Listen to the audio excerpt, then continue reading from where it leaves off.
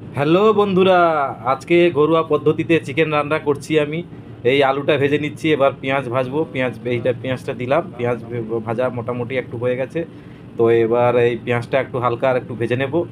তো যাই হোক, ঘরোয়া পদ্ধতি রান্না করছি, যেটা আমার মা কাকিমারা রান্না করে সেই রকম পদ্ধতিতে রান্না করছি। যাই হোক, ভালো লাগলে বন্ধুরা লাইক কমেন্ট শেয়ার অবশ্যই করবেন।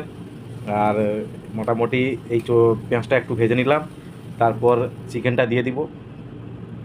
তো পেঁয়াজটা একটু ভাজতে টাইম লাগবে, তো একটু পেঁয়াজটা আর একটু লাল করে নেব। আহ, মোটামুটি লাল হয়ে গেছে, তো এবার টমেটো দিয়ে দিচ্ছি, টমেটো দিয়ে দিলাম, আদা রসুন দিয়ে দিয়েছি।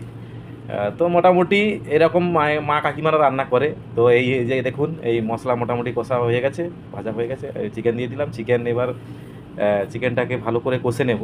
তো মোটামুটি কষা হয়ে গেছে। তো চিকেনটা থেকে আপনারা একটা জিনিস খেয়াল রাখবেন, যতক্ষণ চিকেন থেকে অয়েল না বেরোবে, মানে